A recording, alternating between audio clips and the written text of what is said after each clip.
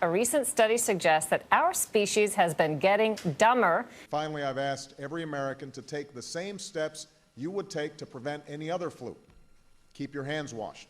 Cover your mouth when you cough. Stay home from work if you're sick, and keep your children home from school if they're sick.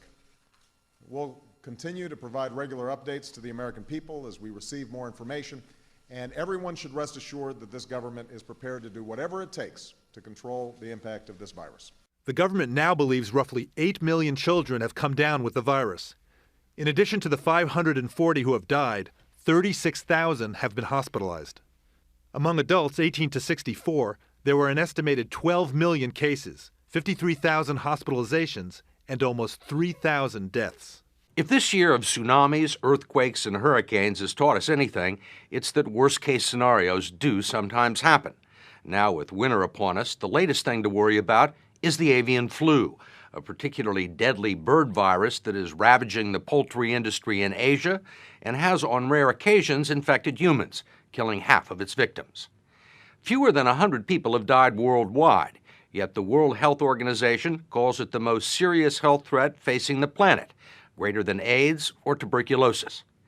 Because humans have no immunity to the virus and because there are no proven drugs or vaccines to stop it, it has the potential to cause an influenza pandemic similar to the one that killed 50 million people in 1918.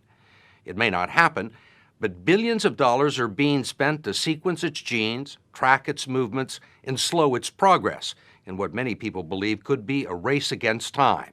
So we set out for Europe and Asia, chasing the flu. It's called the H5N1 virus, a primitive piece of genetic material so small it can barely be seen under the most powerful microscopes.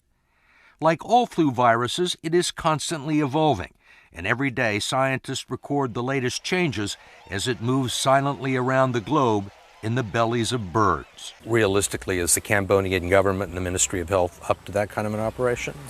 At the moment, if it was to happen tomorrow, not yet. But neither is the rest of the world.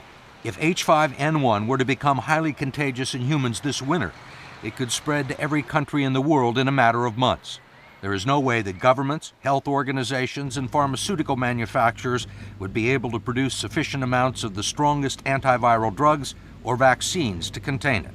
Right now, and we all admit that, right now, if we had an explosion of an H5N1, we would not be prepared for that. We would not be prepared for that. We would not be prepared for that. The president referred to the coronavirus as a, quote, foreign virus. That I think was interesting because as I was talking to sources earlier this evening, one of the points that the president wanted to make tonight, wanted to get across to Americans, is that this virus did not start here, but that they're dealing with it. Now, why the president would go as far as to describe it as a foreign virus, that is something we'll also be asking questions about.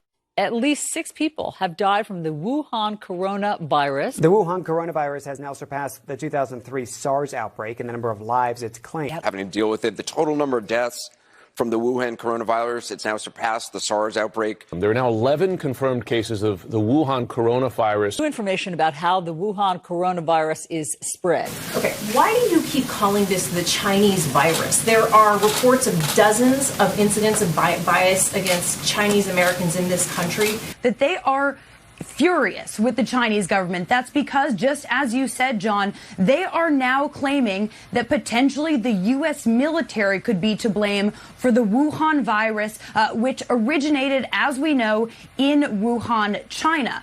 China certainly feels that is what is happening now with people calling it the Wuhan flu or the Wuhan virus or the China virus. This is a virus that came from the territory of China, but came from bats. This is a bat virus, not a China virus. It doesn't speak Chinese. It doesn't target Chinese people. It targets human beings who happen to touch their eyes, nose, or mouth. I would always be skeptical. I think they handled this in the beginning with a great deal of secrecy in China. They forced the initial whistleblower, a doctor, to recant and issue a letter effectively of confession saying that he was spreading illegal rumors, and then he died from the COVID-19, the disease caused by this coronavirus.